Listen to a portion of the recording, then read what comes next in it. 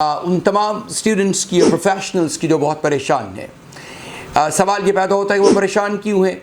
IELTS करने का उन्होंने इरादा किया और उसके बाद फिर उन्होंने प्रेपरेशन की। हमारे पास फास्ट ट्रैक कोर्सेज होते हैं जिनमें हम उनको इंडक्ट करते हैं और वो विद इन 1 मंथ और सो जो है वो अपनी अच्छी प्रेपरेशन कर लेते हैं। अगर आपके पैसिव रिसेप्टिव स्किल्स अच्छे हैं जिनमें लिसनिंग है, चूँकि कुछ इनपुट जा रहा होता है आपके अंदर लिसनिंग के थ्रू, और रीडिंग में आप कुछ रिसीव कर रहे होते हैं through your eyes.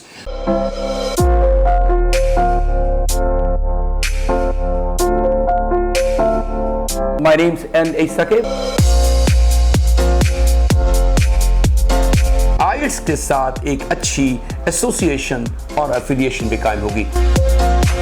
About studying abroad, listening, speaking, reading and writing पर मुश्तमिल है। Bismillahirrahmanirrahim. How are you all, guys and girls? Would be doing great with the grace of Almighty Allah. My name's N.A. Sakib, your IELTS trainer and student visa counselor at the platform of Genius Institute Lahore for the last 20 plus years. Dear friends, आज हमें बात करनी है उन तमाम students की और professionals की जो बहुत परेशान हैं। सवाल ये पैदा होता है कि वो परेशान क्यों हैं। आईएलटीएस करने का उन्होंने इरादा किया और उसके बाद फिर उन्होंने प्रेपरेशन की, एग्जामिनेशन दिया और डिस्कवर किया कि उनके बैंड स्कोर्स अच्छे नहीं आए हैं या कम से कम ऐसे बैंड स्कोर्स नहीं है जो रिक्वायर्ड हैं। तो साफ ज़ाहिर उनको री अटैम्प्ट करना पड़ेगा, उनको वो दोबारा प्रोसेस करना पड़ेगा सारा, जो कि उनके लिए बहुत ज़्यादा विलिंग नहीं थे वो करने के लिए। तो उससे पहले आपके लिए ज़रूरी है कि कुछ ऐसे प्रिकॉशनरी मेजर्स ले लिए जाएं पहली अटैम्प्ट से पहले ही, कि आपको उसके लिए रीटेक ना करना पड़े। और उसके लिए सबसे इम्पॉर्टेंट बात यह है उसकी प्रेपरेशन। मैं समझता हूँ कि आईएलटीएस करने वाला स्टूडेंट जो हमारे पास आईएलटीएस करने के लिए आता है इंस्टीट्यूट में, जीनियस इंस्टीट्यूट लाहौर में, वो दो तरह के स्टूडेंट्स होते हैं। एक वो जिनकी लैंग्वेज एप्रोप्रिएट होती है, डेवलप्ड होती है और वो जानते हैं कि how to write and speak in English, और उनका एक्सपोजर लैंग्वेज की तरफ होता है, लिसनिंग, स्पीकिंग, रीडिंग, राइटिंग, उनके ओवरऑल जो स्किल्स होते हैं बहुत ग्रूम्ड होते हैं, तो उनके लिए मुश्किल नहीं होती आईएलटीएस करना। हमारे पास फास्ट ट्रैक कोर्सेज होते हैं जिनमें हम उनको इंडक्ट करते हैं और वो विद इन 1 मंथ और सो जो है वो अपनी अच्छी प्रेपरेशन कर लेते हैं। लेकिन कुछ अनफॉर्चुनेटली ऐसे स्टूडेंट्स भी आते हैं जिनकी अपनी लिंग्विस्टिक जो फुटिंग है या उनकी ग्राउंड है इतनी सॉलिड साउंड नहीं होती है, तो उनको फिर प्रॉब्लम्स का सामना करना पड़ता है। मेरा ये ख्याल ये है कि एक स्टूडेंट जब हमारे पास आता है, हम उसे इवेलुएट करते हैं कि उसकी लैंग्वेज की पोजीशनिंग कैसी है। अगर लैंग्वेज उसकी शानदार है, एक्सेलेंट है, तो हमारे लिए बहुत रिमार्केबल होता है स्टूडेंट बैंड स्कोर्स एक्विजिशन के हवाले से, और बहुत ही फास्ट ट्रैक पे वो आईएलटीएस की प्रिपरेशन कर सकता है विद इन 4 वीक्स और सो। लेकिन in case the student is weak in language, not very good at language, तो उसको फिर गो थ्रू करना पड़ता है हमारे लैंग्वेज कोर्स को, और लैंग्वेज कोर्स में हम उसके बेसिक्स को डेवलप करते हैं और फिर उसको जो है वो लैंग्वेज में बेहतर करने के बाद हम उसे आईएलटीएस की क्लास में लेके जाते हैं। और समटाइम को एग्जिस्ट करती हैं क्लासेस, ब्लेंडेड क्लासेस में आईएलटीएस एक क्लास में होता है, दूसरी क्लास में स्पोकन इंग्लिश होता है। स्पोकन इंग्लिश आपको करता है ये डेवलप आपकी लैंग्वेज स्किल्स को डेवलप और इन्हेंस करने के लिए, वो आपको आईएलटीएस में काम आती है, क्योंकि आईएलटीएस में लिसनिंग, स्पीकिंग, रीडिंग, राइटिंग चारों मॉड्यूल्स जो हैं इन एक्शन होते हैं। तो उन चारों मॉड्यूल्स में बेहतर परफॉर्म करने के लिए स्टूडेंट्स के पास लिंग्विस्टिक एबिलिटी होना बहुत ज़रूरी है। ये कोई तुक्के शुक्के वाला टेस्ट होता नहीं है, ना ये कोई जनरल नॉलेज का क्वेश्चन आंसर्स का होता है। ये तो लैंग्वेज की अंडरस्टैंडिंग और रादर डीप अंडरस्टैंडिंग अगर आपके अच्छे बैंड स्कोर्स लेना चाहते हैं उसका होना ज़रूरी है। और फिर आप जब ये दोनों कोर्सेज हम देते हैं तो उसमें बच्चे अच्छा ग्रूम करते हैं और दोनों कोर्सेज एक दूसरे सपोर्ट करते हैं, और eventually you become very good at all 4 modules, listening, speaking, reading and writing. अब अगर आपके बैंड स्कोर्स अच्छे नहीं आए हैं और आप कहीं से हमारे पास आ गए हैं, तो फिर यकीनन हम पहले ये इवैल्यूएट करेंगे कि क्या रीजंस थी, डायग्नोस करेंगे उन तमाम प्रॉब्लम्स का, उन तमाम चैलेंजेस का जो आपको फेस करना पड़े हैं। वो चैलेंजेस में अगर हम एक्सपर्टली अगर उसको डायग्नोस कर लेती हैं तो फिर ये एक बारी आती है, आपकी स्टेज आती है जिस पर हम आपको फिर सॉल्यूशंस बताते हैं कि अब आप इसको कैसे सॉर्ट आउट करेंगे, इन तमाम चैलेंजेस को कैसे फेस करेंगे।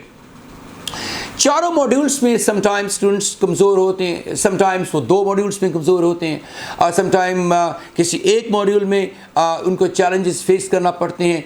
तो उनकी अलग एक स्ट्रैटेजी होती है कि किस तरह से आपने उनको मेकअप करना है और अपनी जो डेफिशिएंसीज उनको कवर करना है। और जब ये काम मैं जैसे बताया कि आपको ये पहले से आपको लैंग्वेज के लिए और आइल्स के लिए तैयार होना चाहिए। आप अपनी जो स्टूडेंट्स एक अच्छा बैंड स्कोर हासिल नहीं कर सकते हैं, उसके पस मंज़र पे उसकी लैंग्वेज इनएबिलिटी होती है। तो आज मैं थोड़ा सा ये डिस्कस करूंगा कि आप जनरली लैंग्वेज को कैसे इंप्रूव करेंगे ताकि आपके बैंड स्कोर्स अच्छे आएँ। जनरल लैंग्वेज में आपको एक अच्छा लिसनर होना बहुत ज़रूरी है और एक अच्छा रीडर होना बहुत ज़रूरी है। अगर आप अच्छे लिसनर हैं तो फिर आप लिसनिंग तो डेवलप होगी, साथ स्पीकिंग स्किल भी आप ग्रूम करेंगे। और अगर आप अच्छे रीडर हैं तो रीडिंग स्किल में भी आपको हेल्प तो होगी, लेकिन साथ राइटिंग स्किल आपका डेवलप होगा। चूँकि 2 स्किल्स ऐसे हैं जो कि एक्टिव प्रोडक्टिव स्किल्स हैं और 2 स्किल्स पैसिव रिसेप्टिव स्किल्स हैं।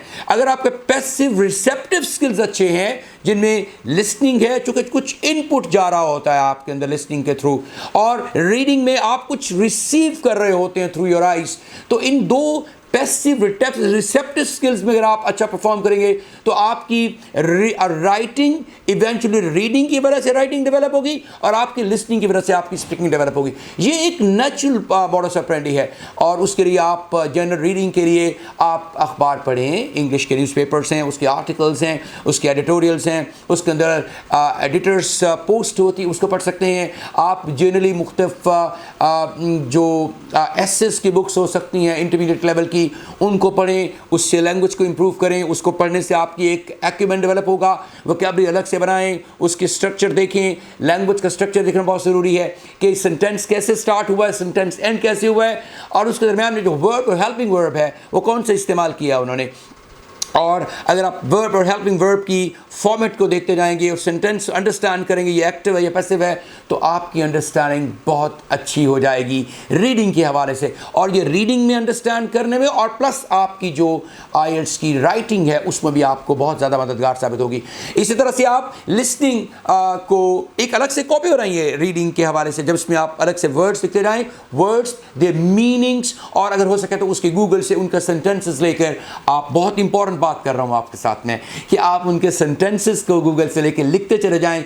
इस तरह से आपको ये पता चलेगा कि इस वर्ड की प्रॉपर एप्लीकेशन ऑफ सेंटेंसेस क्या है, किस तरह आप इसको यूज कर सकते हैं। तो ये आपकी रीडिंग और आपकी राइटिंग में दोनों मॉड्यूल्स, और बल्कि readers are the leaders. Reading में मदद करती है, कॉम्प्रिहेंशन में जब आपकी रीडिंग आइल्स के सामने आएगी, रीडिंग आपको राइटिंग में मदद करती है, चूंकि आपको वही जो पढ़ा हुआ है वही आप उसको जो है रिप्रोड्यूस करेंगे और उसको जो है वो प्रैक्टिकल शेप में लेकर आएंगे, चूंकि आउटपुट है रीडिंग का, राइटिंग जो है, इसलिए आपको वो मदद करेगी। इस रीडिंग आपको वोकैबुलरी डेवलपमेंट और प्लस सेंटेंस स्ट्रक्चर्स के हवाले से मदद कर सकती है आपकी स्पीकिंग में भी, चूंकि आपको वोकैबुलरी होनी चाहिए, आइडियाज़ होने चाहिए, बहुत सारे आइडियाज़, कंटेंट आपको मिलेगा, नॉलेज मिलेगा, आइडियाज़ मिलेंगे आपको रीडिंग करने से, और प्लस आपको जो है वो तीनों मॉड्यूल में और लिसनिंग में टू सम एक्सटेंट आपकी इनडायरेक्टली आपको असिस्ट कर सकती है रीडिंग बहुत इंपॉर्टेंट है। जनरल रीडिंग का आगाज़ कीजिए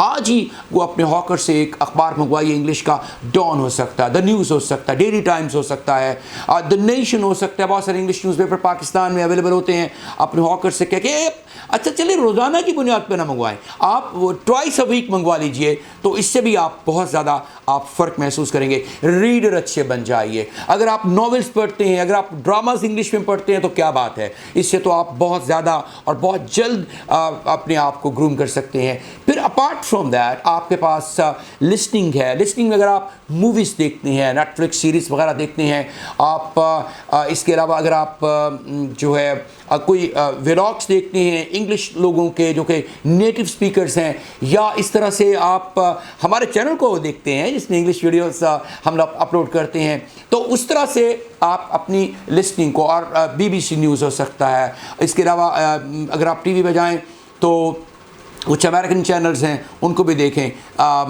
मुझे अब स्लिप कर रहे CNN हो सकता है, और इसके अलावा बहुत सारे और चैनल्स हो सकते हैं जिनको अगर आप देखने के साथ आप अपनी लिस्निंग को डेवलप करेंगे। अच्छा लिसनर जो होता है वो लिसनिंग इनपुट जब जाता है तो आप ऑरली बहुत स्ट्रांग होते हैं और आप बोलना शुरू कर देते हैं। आप देखते हैं बच्चा पैदा होता है, स्टार्ट नहीं करता स्पीकिंग इंग्लिश से या किसी भी लैंग्वेज को बोलने से, वो स्टार्ट करता है listening. He keeps listening for the first 2-3 years continuously, then he starts speaking about different things। चूँकि बहुत ज़्यादा इनपुट होता है तो फिर आउटपुट के लिए उसको स्पीकिंग के लिए असिस्ट करती है वो, तो वो स्पीकिंग के लिए भी ज़रूरी है लिसनिंग की जाए। लिसनिंग से लिसनिंग डेवलप होगी, साथ स्पीकिंग डेवलप होगी। जब आप और रीडिंग से रीडिंग डेवलप होगी, साथ राइटिंग डेवलप होगी। ये अगर आपका कल्चर होगा तो फिर IELTS आपके लिए it's like this, it's so easy peasy for you, you can do it tremendously well। आपको अंडरस्टैंडिंग भी होगी, आप इंजॉय करेंगे, थ्रिलिंग एक्सपीरियंस बन जाएगा आपके लिए। वही रीडिंग में से कॉम्प्रिहेंशन अंडरस्टैंडिंग होगी, वो जो आपका एक्सपोजर हुआ होगा बहुत सारा रीडिंग करने के साथ। इस तरह से राइटिंग में ऐसे है और आपका लेटर है in case you are generating student, और आपकी रिपोर्ट राइटिंग अगर आप एकेडमिक स्टूडेंट हैं। और इसी तरह से फिर स्पीकिंग में आपकी प्रैक्टिस होगी तो आपको एक किसी टॉपिक पे बात करना, क्वेश्चन आंसर्स पार्ट 1 पार्ट 3 में। और इस तरह से लिसनिंग में आपको जो है वो मल्टीपल एक्सेंट्स की अंडरस्टैंडिंग हो चुका। आपने अमेरिकन एक्सेंट को सुना है CNN न्यूज़ को देखते हुए, और आपने BBC न्यूज़ देखते हुए आपने ब्रिटिश एक्सेंट को प्रैक्टिस किया और मास्टर किया है। तो ये सारी चीज़ें अगर आप जनरली करते रहेंगे तो आपकी ओवरऑल लैंग्वेज ग्रूम हो जाएगी। ओवरऑल जितनी अच्छी आपकी लैंग्वेज ग्रूमिंग होगी उतनी अच्छी आपकी IELTS की अंडरस्टैंडिंग होगी, और फिर आप लुत्फ़ उठाएंगे IELTS का टेस्ट करते हुए। कभी कंप्लेंट नहीं आप रजिस्टर करेंगे कि आपको समझ नहीं आ रही है, बल्कि आप दूसरों को समझाने के लिए और उनको लाइफ में कन्वीनियंस देने के लिए भी और IELTS की प्रैक्टिस करवाने के लिए तैयार हो जाएंगे आप लोग। सो मेरा मशवरा ये है कि जर्नली डेली बेसिस पे जर्नल लिसनिंग और जर्नल रीडिंग का एहतमाम कीजिए, ताकि आप जो है वो अपने आप को ग्रूम करें। इस तरह से आपके बैंड स्कोर्स डेवलप हो सकते हैं, ग्रूम हो सकते हैं। और अगर आप अपने बैंड स्कोर्स को चाहते हैं फास्ट ट्रैक पे डेवलप हों तो फिर हमारे पास बहुत सारी ऐसे रिसोर्सेज हैं लिसनिंग के भी और रीडिंग के भी, जिनको आप अगर आप प्रैक्टिस करेंगे तो डेफिनेटली आप अपने जो वीकर एरियाज हैं लैंग्वेज में और IELTS में उनको अपने ठीक कर सकते हैं। IELTS का एक नया modus operandi 1 single module retake आया है, उसके लिए अगर आपको प्रॉब्लम्स हैं तो भी आप हमसे रब्ता कर सकते हैं। हमारा जीनियस इंस्टीट्यूट लाहौर के प्लेटफॉर्म पर पूरे पाकिस्तान से बच्चे आते हैं और अपने डिज़ायर्ड बैंड स्कोर्स हासिल करते हैं। You go to the next, wish you all the very best of luck.